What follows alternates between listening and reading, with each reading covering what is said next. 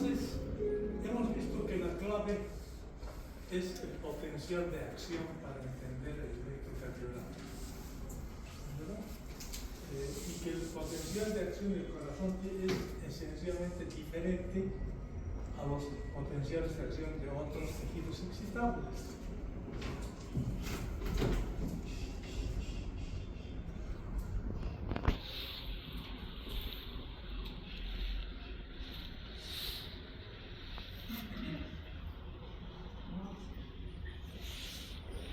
¿Alguien me puede manejar esto aquí, por favor? Hay algunas cosas del potencial de acción claves que quiero darles la información.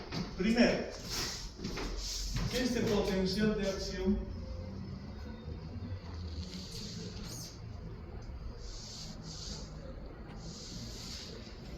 corresponde con el proceso de activación del corazón, con el complejo QRS, la meseta y la fase 3. Si ustedes se fijan, el complejo QRS corresponde a la fase 0 de despolarización, la meseta corresponde al segmento ST y esta fase 3 de repolarización corresponde a la onda P. Ahora bien, ¿qué utilidad tiene eso?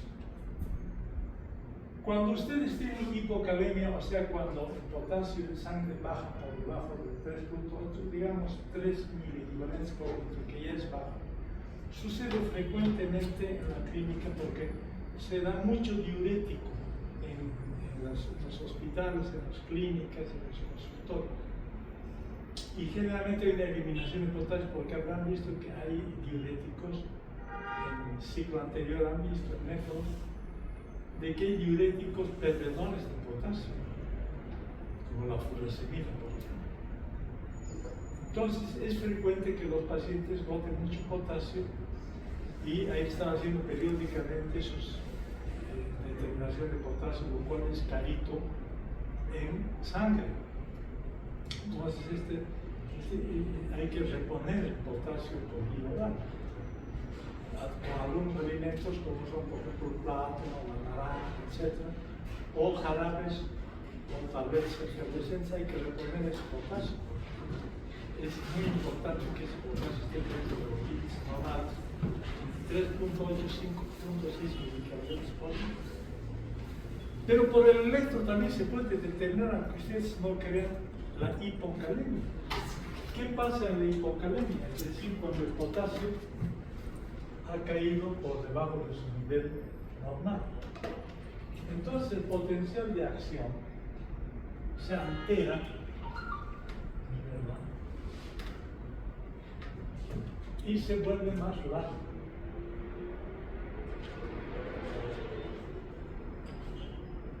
Más ancho.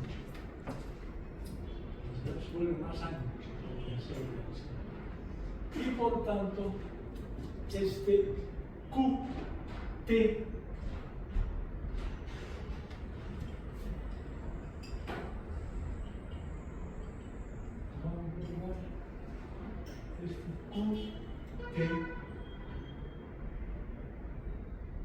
también se va a prolongar, fíjense ustedes. O sea que el QT está dando la pauta de la duración del potencial de acción. Ya saben que esto corresponde a la sístole eléctrica, porque alguna vez me han dicho los compañeros universitarios, QRS es la sístole, T es la diástole, la repolarización. No, todo esto es la sístole eléctrica que precede a la sístole mecánica. Entonces, ¿dónde está? Me dirán ustedes entonces la diástole. Pues muy sencillo, la diástole viene con el signo subsiguiente. Y la diástole eléctrica será TQ.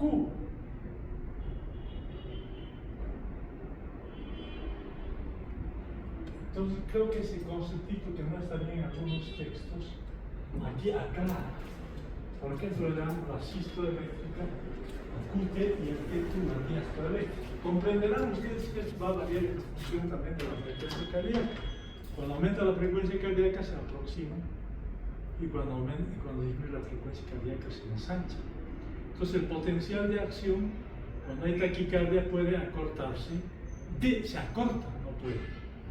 Y cuando hay bradicardia se alarga. ¿Verdad? En consecuencia, hay tablas, etc., para acomodar a la frecuencia cardíaca, pero en general, si tiene usted un QT muy ancho, la gran probabilidad, sobre todo a expensas de esta parte 3, es de que estemos hablando de una hipocalemia. Si es a expensas de esta meseta, estamos hablando de una hipocalcemia. Bonito, porque por QT correlacionado con la frecuencia, ustedes pueden determinar si hay o no hay hipocalemia. ¿Verdad? Por ejemplo, gente que está recibiendo diuréticos. Lo contrario es también válido. ¿Qué es lo que pasa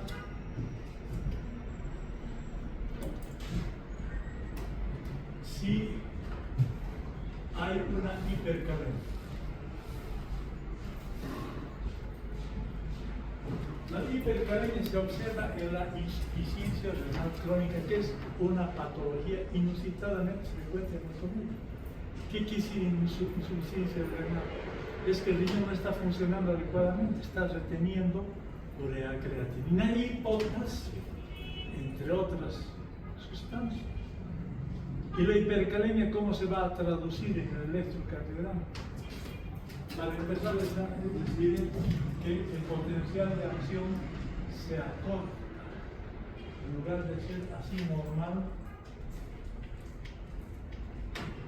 el potencial de acción se acorta. Esto es lo normal y esto es en condiciones de hipocalemia. Si aquí adentro está el electrocardiograma, entonces naturalmente el electrocardiograma también se va a deformar. O sea, aquí tenían ustedes un electrocardiograma bonito, normal. Aquí tendrán ustedes un electrocardiograma donde tiene que acomodarse a un espacio muy estrecho y por lo tanto se va como un acordeón, estamos cerrando el acordeón y esa onda T está creciendo para acomodarse a ese espacio pequeño. Y una de las grandes características de la hipercalemia es, primero, que hay un QT corto con relación a la frecuencia cardíaca de ese paciente. Se ven tablitas, hay unos tablitas. QT corto. Y segundo, una T, que yo le llamo el sombrero mexicano. Es una T picuda, una T prominente, que se está acomodando a un espacio más pequeño. Entonces, un QT corto y una T prominente me están hablando de una hipercalemia, que es altamente peligrosa porque ya saben ustedes que en Estados Unidos a los pacientes, a los presos condenados a muerte, les inyectan potasio para matarlos. Pero como produce dolor aquí, previamente les meten barbitúricos para dejarlos inconscientes y luego les meten potasio puro para que se pare el corazón en diástole, desfallecido el corazón. Así matan. Alguna vez hemos visto aquí hace años en el postoperatorio de tórax, pacientes operados del corazón, que alguna enfermera vino y le inyectó potasio a un paciente directamente y lo mató. Entonces el potasio no hay que dar directamente, hay que dar en goteo, en goteo y viendo el monitor. Cuando a veces se acelera el goteo, porque ahora se puede modular el goteo con las bombas de perfusión, no es como antes que hay que cortar las gotitas. Entonces ustedes modulan. Alguna vez yo he visto que estaba entrando muy rápido, veía y se empieza a ensanchar, se deforma el electrocardiograma y se puede parar y morir el paciente. Entonces quítele de una vez, disminuye. Entonces, estos fármacos son de manejo, estos electrolitos son de manejo muy delicado, importante porque salvan vida. Pues también, si me falta potasio, hay que dar potasio, pero no directo, sino siempre goteo y con mejor si es con una bomba de perfusión, donde matemáticamente usted programa la bomba para que vaya bombeando la solución que le está proporcionando en forma cronométrica, es decir, en tal lapso de tiempo debe estar tal cantidad de esto. Antes era más a la buena fe, a ojo de buen cubero, ¿no? Entonces, ¿cuál es el mensaje?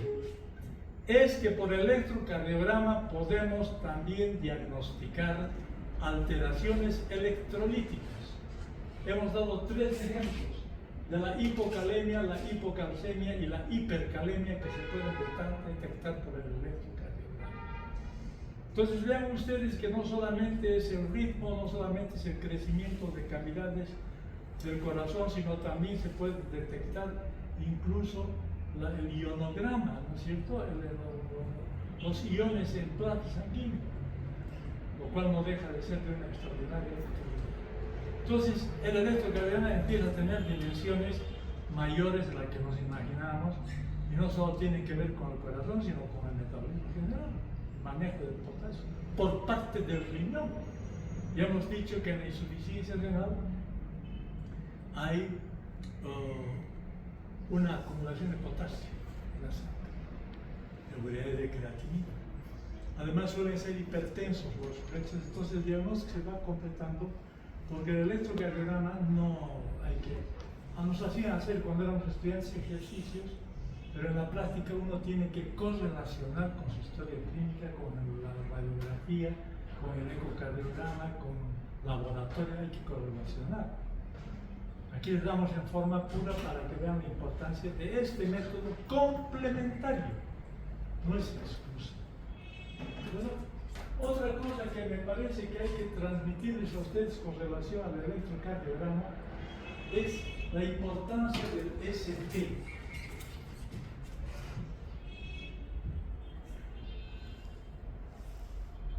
Y de la T, porque hasta ahora hemos visto de las aurículas cresivas, hemos hablado del ventrículo izquierdo crecido, y vendrán a estar ustedes hablándonos de la parte de despolarización. Pero aquí hay repolarización. ¿Qué interés tiene la repolarización en electrocardiografía? Entonces, aquí empieza la repolarización en el punto J. Y aquí termina la repolarización en la parte final de la onda T. Entonces, la repolarización va desde el punto de J hasta el final de la onda T. ¿Qué significa eso? La repolarización, claro, significa la fase 3, la fase 4, está saliendo el potasio, y bomba sólido potasio. En la práctica, que eso creo que les interesa a ustedes. La repolarización tiene que ver sobre todo con el suministro de oxígeno al corazón, a las mitocondrias, para que funcione ese corazón. Tiene que ver en consecuencia con las coronarias, porque ¿quién le está suministrando oxígeno, glucosa y ácidos grasos al corazón para que funcione? Las coronarias. La patología coronaria, que era extraordinariamente rara en nuestro medio cuando yo era contemporáneo de ustedes, ahora ha crecido de una forma exponencial. Yo me acuerdo que decían que, en forma un poco perversa, digamos así, los bolivianos no tienen muchos infartos porque son indios, esto es solo de la raza blanca. Mentira, es del nivel económico de las personas. Y cuanto mejor, cuando más exceso se come, sobre todo en alimentos, en hidratos de carbono, en grasas, etc., hay una predisposición genética a otra enfermedad que era extraordinariamente rara, que es la diabetes mellitus. Y la diabetes mellitus, además de la polifagia, poliuria, polidipsia, hiperglicemia y glucosuria, produce hipercolesterolemia. ¿Y qué significa hipercolesterolemia? Significa que hay arteriosclerosis a varios niveles, en las femorales, en las coronarias. Entonces, si usted tiene una coronaria estrechada y además con una placa ateromatosa, está predispuesta a que se coagule la sangre en ese nivel, se produzca una trombosis. Se tiene aquí una arteria coronaria y de pronto por depósito de colesterol y por un proceso inflamatorio local se van a ir metiendo aquí glóbulos blancos, va a haber un proceso infeccioso, se va a formar aquí una placa ateromatosa. Pueden suceder dos cosas, que sobre esta base empieza el proceso de coagulación o que se rompa esta placa y igual se produzca aquí una obstrucción, de manera que la sangre que está yendo a irrigar el territorio X no lo va a irrigar, entonces primero va a haber un déficit de oxígeno y eso se va a necrosar, que aquí siempre se van a morir de esa parte, pero no muere instantáneamente. El corazón hiberna, como los osos polares en invierno, hiberna durante bastante tiempo. Hay un profesor nuestro aquí de la cátedra, que no me voy a decir por supuesto, que se le obstruyó una arteria coronaria. Y estaba en un desastre, entró en insuficiencia cardíaca, estaba muy mal. Entonces aquí no se atrevieron a atenderlo, tuvieron que llevarlo a Bogotá y en Bogotá aquí metieron una sonda que se hace aquí, metieron una sonda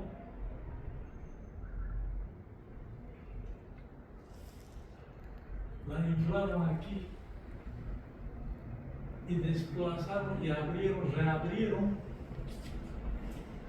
la parte estrechada y le pusieron esos resortes que tenemos en los bolígrafos, stent,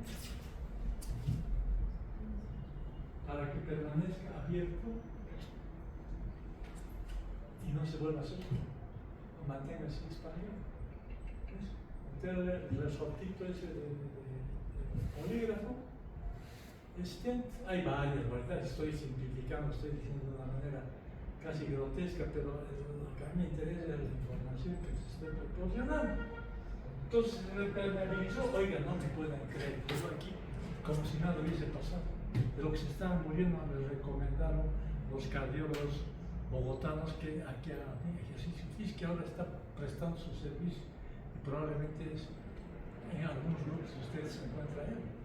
O sea, extraordinario. Claro, la prevención lo que cuenta, naturalmente. La diabetes, entonces predispone a la insuficiencia. ¿Y qué tiene eso que ver con el electrocardiograma? Cuando se produce este proceso de lesión, cuando está instalándose el infarto, lo que sucede es lo siguiente.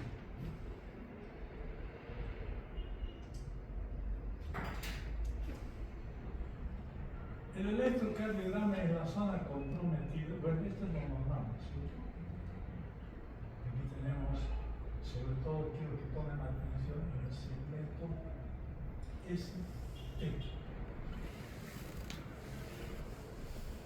Fíjense, en el momento que está instalando el infarto, está en sus libros también, veanlo con calma, yo estoy adelantando algunas cosas. Lo que va a pasar es lo siguiente.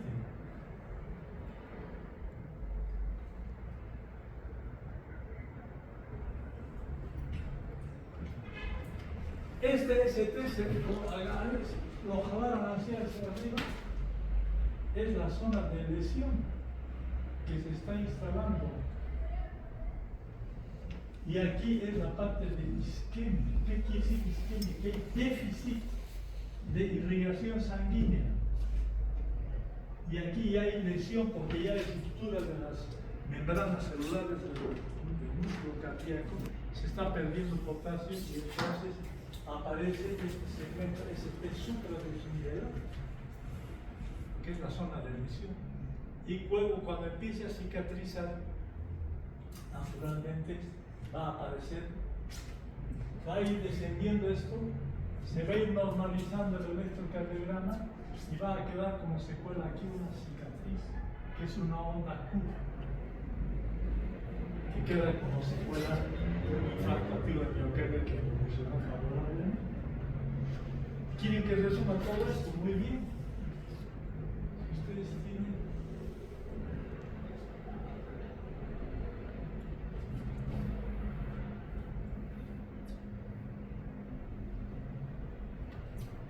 Q. Necrosis. ST supradesnivelado. Lesión.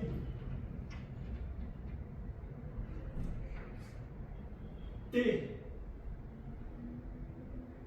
Comprometida, negativa y hombros redondeados y simétricos.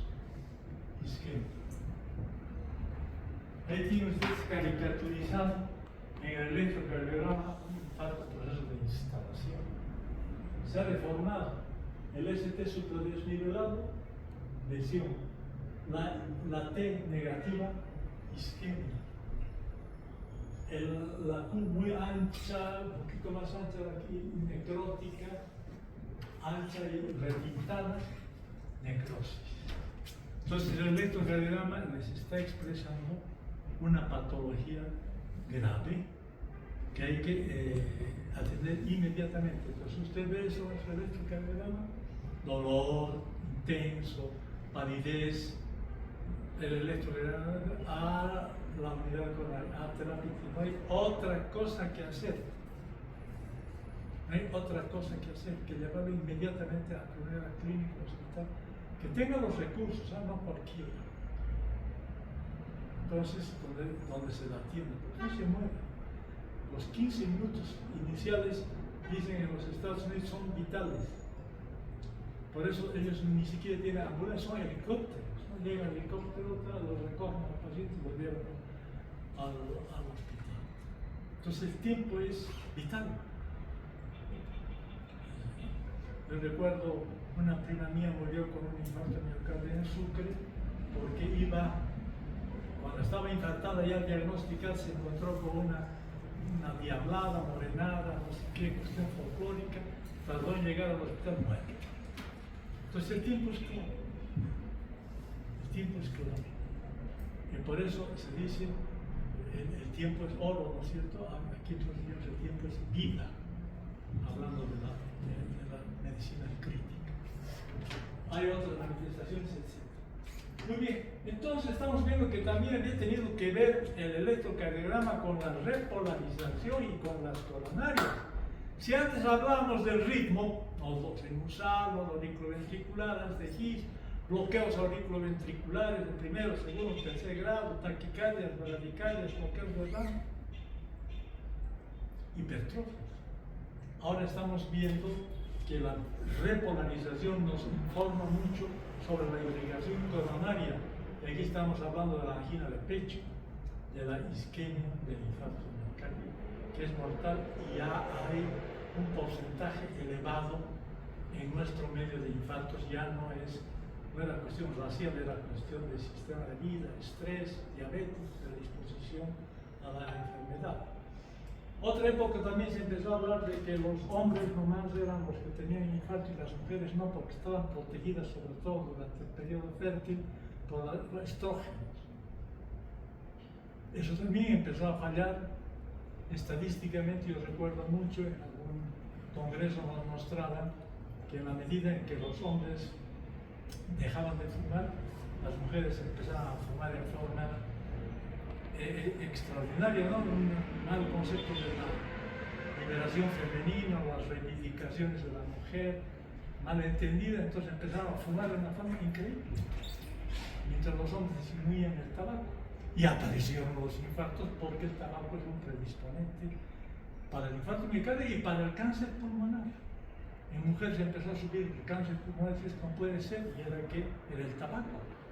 Ahora, felizmente estamos en una época en la que nadie fuma, porque es el vicio más tonto del mundo. Antes, incluso en este auditorio, alguna vez he visto fumar. Era malo. En los minibuses, fumar. En el cine, fumar. Ahora no, se volvió loco este caballero. ¿Qué está haciendo aquí? Entonces el tabaco definitivamente es un factor predisponente. La diabetes es otro, la hipertensión arterial, que hay que controlar para que haya arterias coronarias indemnes, no haya isquemia, no haya lesión, no haya infarto. Entonces ese sería el otro mensaje. Iba a hablar sobre la fiebre reumática, hablaré rápidamente sobre la fiebre reumática. Es una patología muy frecuente todavía en nuestro medio, en niños. ¿Cierto? Los niños y los jóvenes adolescentes tienen predisposición a hacer estreptococcus. Y no cualquier estreptococo, sino el estreptococo beta hemolítico grupo A de la clasificación de Lancet, que ustedes llevan en microbiología. Se produce amigdalitis y hay un mecanismo autoinmune y que los anticuerpos se equivocan y en lugar de atacar al estreptococo están atacando al corazón porque hay alguna proteína que se le parece y se produce una inflamación del corazón, una miocarditis. Se produce inflamación en las articulaciones, por eso también se llama fiebre reumática. Al principio pensaban que era reumatismo. Las inflamaciones de las articulaciones son de carácter saltatorio y demitescentes, dicen los libros, o sea, temporales.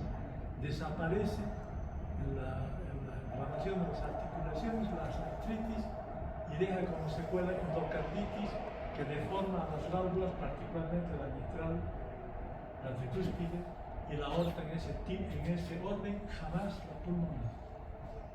Y cuando se inflama la cicatriz empieza a deformar, qué sé yo, la válvula mitral, o que se estrecha mucho, o que se relaja mucho, estenosis mitral, o estrechez mitral, o insuficiencia mitral, que es una tortura para el chico, que cuando se vuelve hombre o chica y se vuelve mujer, y su vida es un suplicio porque va a estar en insuficiencia cardíaca y va a tener que operar, y resulta que la operación pues cuesta $10,000 o $6,000.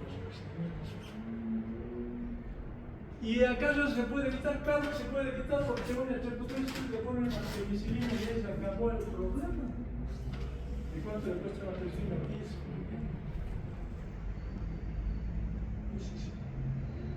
Penicilina sódica, sódica cristalina, incluso PET. Se le puede poner insulina de acción prolongada. Perdón, penicilina de acción prolongada. ¿Qué pasa? Se desfoca el estreptococcus rápidamente. El chico que tiene, ya está con fiebrecita, el chico le debe malcito de cocaína. Yo a ciegas le meto. Si era viral, no le he hecho ningún daño. Si era un estreptococcus, va a tener que bendecir los restos de su existencia. Porque estoy haciendo una profilaxis primaria para evitar la enfermedad en niños. Todavía tenemos en nuestro medio la fiebre reumática, ¿verdad? Que la solución es, chico que está con amigdalitis, es agregarle su penicilina, una sola dosis, penicilina benzatínica, dependiendo del peso, entre 600.000 y 1.200.000 unidades. Listo. En consecuencia, por eso se dice que las lesiones articulares son leves y el reumatismo lame las articulaciones y muerde el corazón, decía alguien. Y efectivamente hay gente más predispuesta que otra, por supuesto. Entonces, esas recomendaciones me permito hacer. El tema de hoy, específicamente, no era lo que estoy diciendo, era hablar de las derivaciones. Lo voy a simplificar al máximo para ir al fondo del tema, donde se coloca los detalles los veremos en cada grupo. Aquí voy a dar la información global. ¿Qué pasa con la actividad eléctrica del corazón? Lo que pasa es que la actividad eléctrica del corazón se expande por todo el organismo porque el líquido extracelular está lleno de sales. Para empezar, fluoruro de sodio. Y es muy buen conductor. De manera que la actividad eléctrica del corazón, que es el generador de energía, como hemos visto en las clases anteriores, se expande en todo el organismo creando un campo eléctrico. Entonces yo puedo registrar esa actividad eléctrica que por lo visto es poderosa porque se está expandiendo a todo el cuerpo. Que la electricidad, el corazón está en suspenso en un medio conductor. Entonces es fácil que si yo tengo acá un individuo y acá tengo su corazón, naturalmente la actividad eléctrica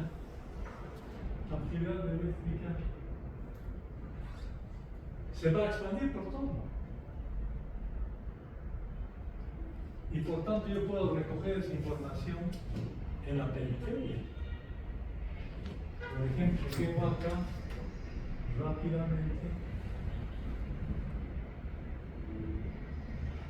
Entonces yo puedo poner mis electrodos, por ejemplo, aquí en los hombros y en los miembros inferiores, sobre todo en el miembro inferior izquierdo, porque el derecho va otro electrodo que es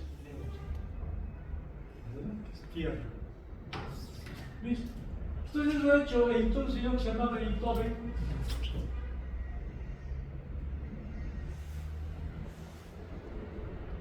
lo que hizo es agarrar y voy a poner aquí, voy a derivar esta actividad eléctrica a un galvanómetro de cuerda, que es el primitivo electrocardiógrafo que ahora tenemos el hábito de funcionamiento y que verán ustedes en sus clases. Y entonces obtuvo en este galvanómetro de cuerda que le pondremos el nombre de más electrocardiógrafos,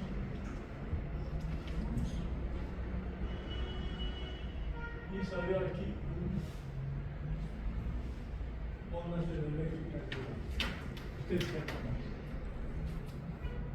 Entonces estaba derivando la actividad eléctrica, poniendo aquí un electrodo negativo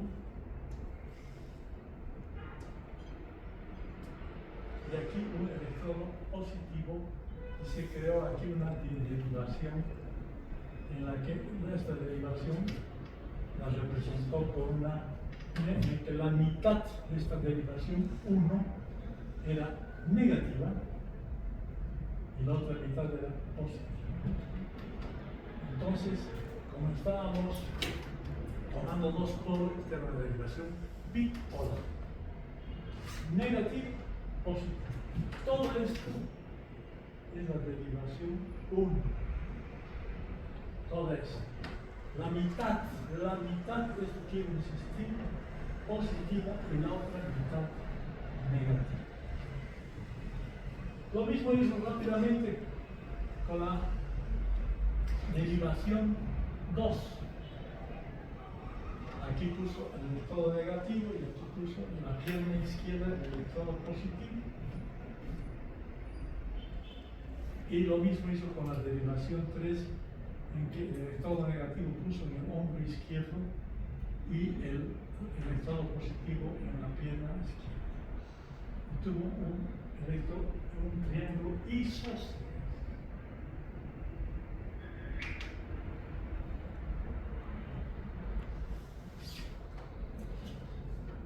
Entonces, un poco convencionalmente dijo, no va a ser esto medio confuso, vamos a hacer que este triángulo en realidad lo vamos a concebir para facilitar la interpretación en un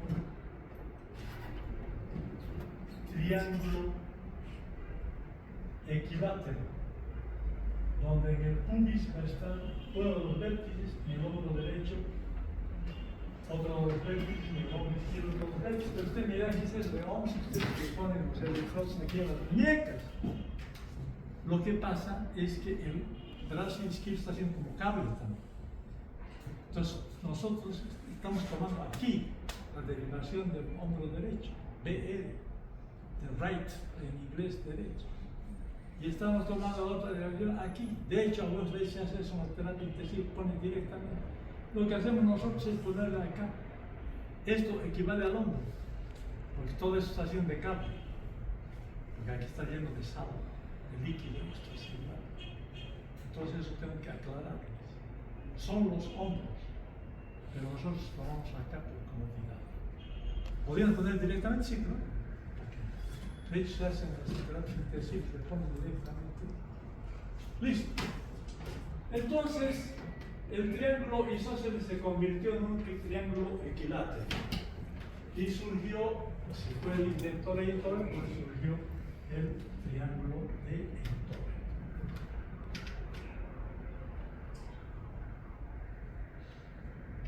Que teníamos aquí la derivación de 1, aquí la derivación de 2 y aquí la derivación de 3.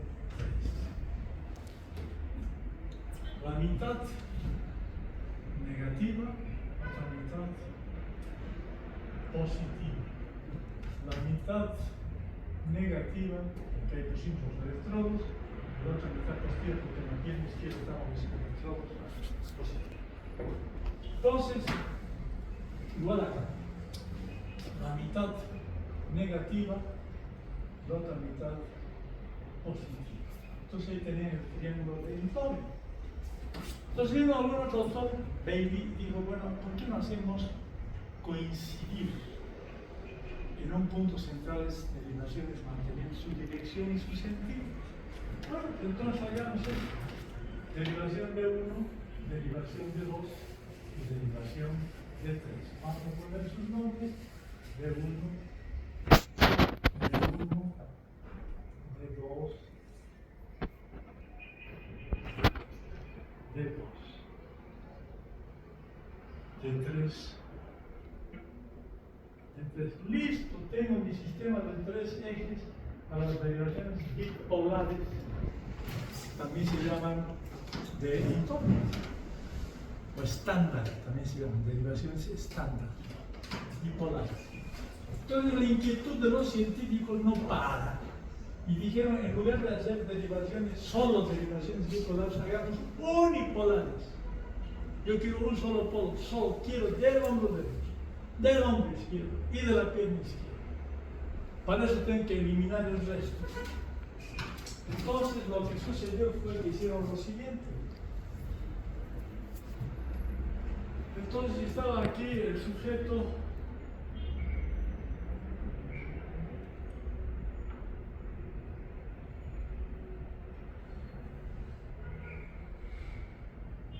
Entonces, señores, mire, yo quiero sacar solo del hombro derecho. Entonces, quiero sacar BR, potencial de right derecho. ¿Y cómo? Entonces agarraron, dijeron, eliminemos estos y llevémoslo a una central terminal, donde además vamos a agregar resistencias de 5.000 ohms y vamos a hacer que, de acuerdo al principio físico que dice que la suma de los potenciales de acción es igual, la suma de los potenciales de acción es igual a 0, entonces lo que estoy haciendo es sumarlos, es una suma algebraica, ¿es verdad? En la que todo se convierte, elimino todas las otras derivaciones, y solo tomo esta a mi electrocardiograma porque está incorporado aquí adentro y tengo solo ADR.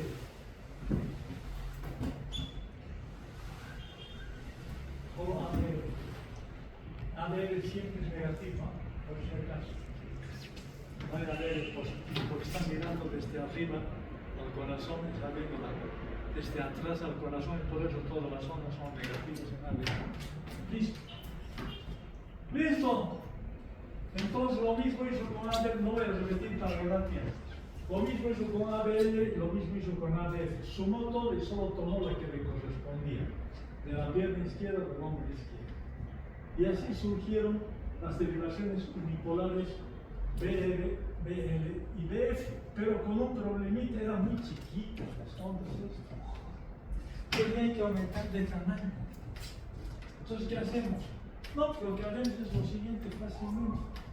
Lo que vamos a hacer es ya no llevar a la central terminal de Goldberger, sino llevar a la central terminal de Wilson. Entonces yo quiero ABL porque está aumentando A, para aumentar ABL. Entonces tomo las otras dos y las elimino. En una otra central terminal que se llama la central terminal de Goldberger. No importa el nombre. Y entonces yo tomo ABL, porque he eliminado esos dos, que no se me meten. Y lo mismo voy a hacer para sacar ABL, elimino este ABL y la ABL, y lo mismo voy a hacer para sacar ABL, elimino ABL y ABL. Y así tengo aumentado. Entonces ahora mi electrocardiograma ya no va a ser así chiquito, sino va a ser así grande. Y naturalmente esta es una derivación no aumentada, esta es la derivación, entonces este sería, ¿qué sería? BF, este sería ABF. Entonces es mucho más comprensible. Entonces teníamos las derivaciones unipolares de los míos. Magnífico.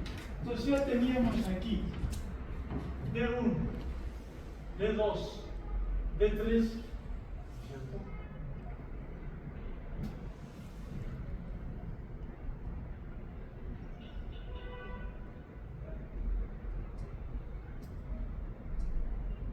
Lo que me está faltando es incorporar a estas derivaciones bipolares, estas derivaciones unipolares.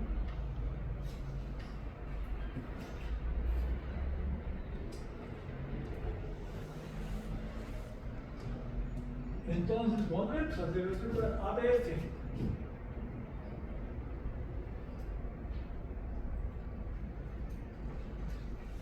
ABL, el hombro derecho. Eso es de la pierna izquierda.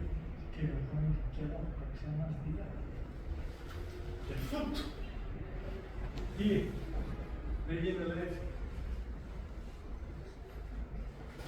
De L, de left. L. De viene la L. De ABL. De ABL y de ABF. Derecho. Izquierda. Pie.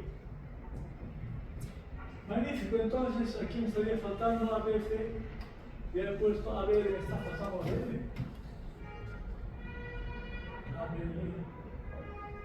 Y tengo mi sistema de 6. Pero hay gente muy brillante en esto. Enrique Cabrera Cosío, un mexicano, que empezó a debatir con su maestro en el Instituto Nacional de Cardiología de México. Enrique Cabrera era el discípulo y Demetrio Sodi Pagans era el maestro, y era un discípulo brillante que se le empezó a enfrentar al maestro en conceptos y cuestiones. Entonces hubo cierta rivalidad entre maestro y discípulo, lo cual a mí no parece nada, siempre que sea respetuoso en ciencia, qué bueno. Entonces decidieron mandarlo a París a perfeccionarse en electrocardiografía, y sabía más que los franceses y los europeos que estaban saliendo de la Segunda Guerra Mundial. Entonces empezó a dar cátedra, a enseñar. El becario que fue a aprender fue a enseñarse en realidad, porque este era pianista, matemático, físico, fisiólogo, cardiólogo, médico, pintor, tocaba el piano, era un genio. Enrique Cabrera. Su primer libro salió en francés, en París, publicó, y luego recién publicó en español en Ciudad de México. Y él, desgraciadamente, siguió sus problemas en el Instituto Nacional de Cardiología de México, porque era comunista, y en ese época hablar de comunista era como hablar del diablo. Entonces le hicieron la vida imposible y tuvo que refugiarse en Cuba porque acababa de ganar Fidel Castro al llegar al poder en 1959 en enero, y él tuvo que emigrar y se fue a y siguió produciendo. Y la tragedia de los géneros. Anoche estaba en un concierto de Beethoven, aquí en la mesa, y revisando su biografía, era sordo, totalmente sordo, estaba produciendo toda una sinfonía, en qué condiciones difíciles. Él empezó a perder la vista, la desgracia de los genios. Le descubrieron un tumor en el lóbulo occipital, que ustedes saben que está al centro de la visión. Entonces lo llevaron a Moscú, operaron y murió. Y un hospital de La Habana lleva su nombre. Yo tuve la virtud de conocer a uno de sus compañeros personalmente y a sus secretarios, que me contaron infinidad de anécdotas que a lo mejor algún día se las revelo a ustedes. Y resulta que el hospital de Enrique Cabrera, él fue, y aquí viene todo eso, el que creó la circunferencia, entre otras cosas, la circunferencia de Cabrera,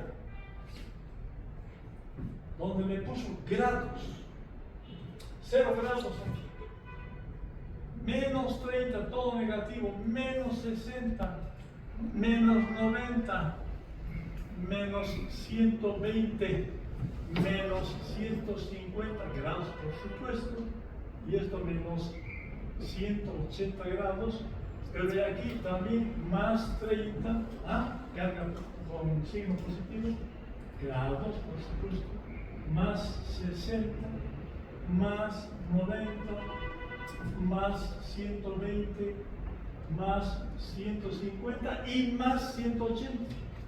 O sea que el 180 es más menos 180 o menos más 180.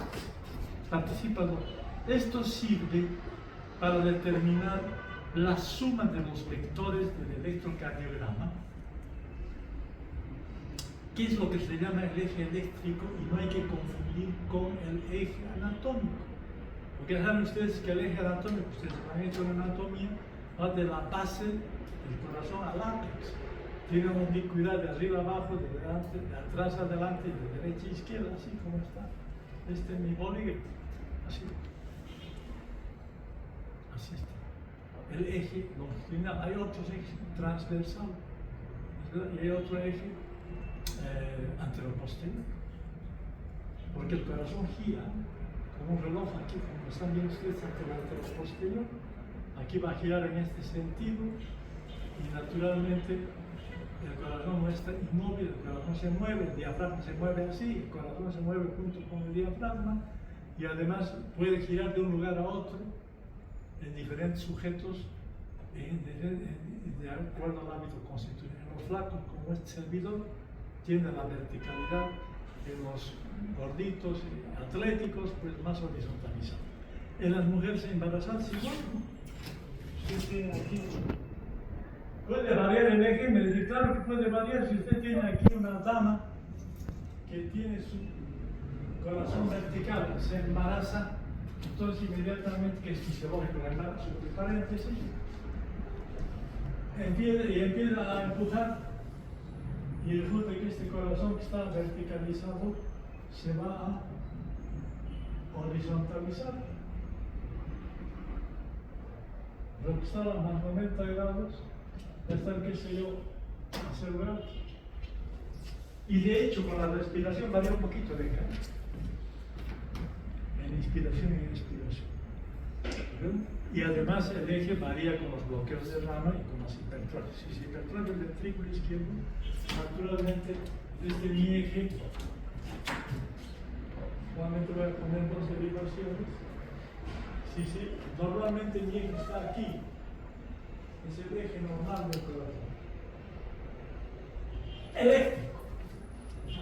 ¿Por qué? Porque el ventrículo izquierdo está, pues, ahí, caballero, 70% de la masa muscular del corazón está en el ventrículo izquierdo. Ya hemos dicho en otra clase. Te quiero con todo el ventrículo izquierdo, no con todo el corazón. Basta y sopla. Listo. Por eso está entre 0 grados y más 90, porque ahí está el ventrículo izquierdo. Pero si hipertrofió el ventrículo izquierdo, ese es otro cuento. Ese es otro cuento. Entonces va a desviar hacia hiperdesviación hacia la izquierda entre 0 grados y menos 90 grados. Ah, no, pero es que se hipertrofió el derecho. Entonces cambia la cosa, puede estar, si se hipertrofió el derecho, puede estar aquí o aquí, incluso en casos extremos. Entonces, resulta que el eje eléctrico del corazón puede variar no solo por los factores extrínsecos, como es la posición del corazón dentro del tórax, sino también por factores, sobre todo, por factores intrínsecos derivados de bloqueos de rama y de hipertrofias ventriculares. De manera que el eje eléctrico es fundamental para la comprensión del efecto cardinal. Pero eso es en el plano frontal, en el plano horizontal, compañeros. En el plano, violentamente, como diría un profesor mío.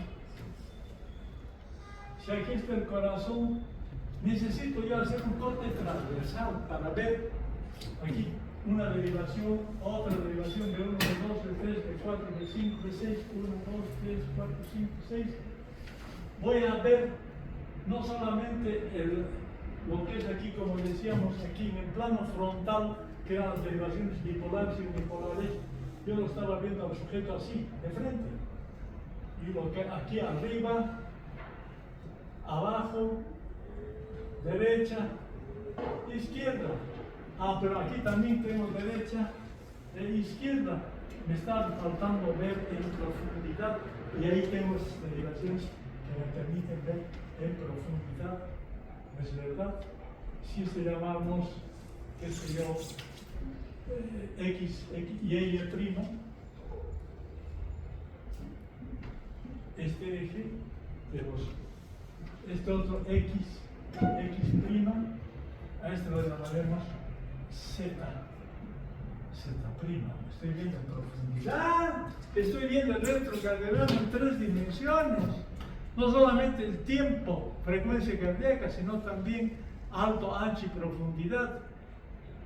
No solamente tridimensional, sino además tiempo.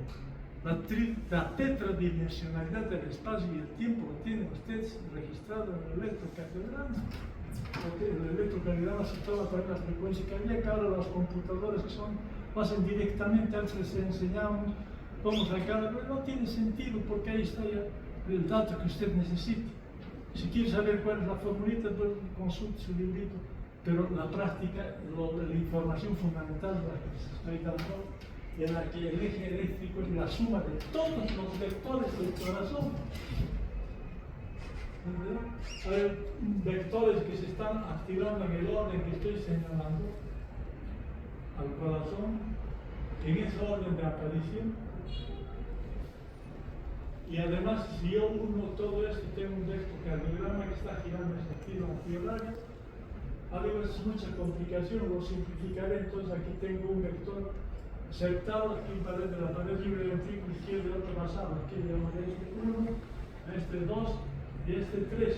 Ah, no quiero simplificar más, tengo el eje eléctrico, que es la suma vectorial de todo esto, tengo el eje eléctrico del corazón. Y este va a variar en función del individuo y en función de las variaciones que tenga patológicas, que tenga hipertrofias o dilatación. He tratado de comprimir al máximo, porque el tiempo que nos han dado para el hecho es extremadamente breve. De todas maneras, siempre estoy a sus órdenes, estoy en las prácticas en las tablas, cuando quieran me buscan. Y compañeros, he cedido las próximas clases al que vendrá después de mí, porque hay ciclos que se cumplen en esta vida. Yo creo que debo retirarme y dar paso a la juventud para que nuestra facultad siga avanzando.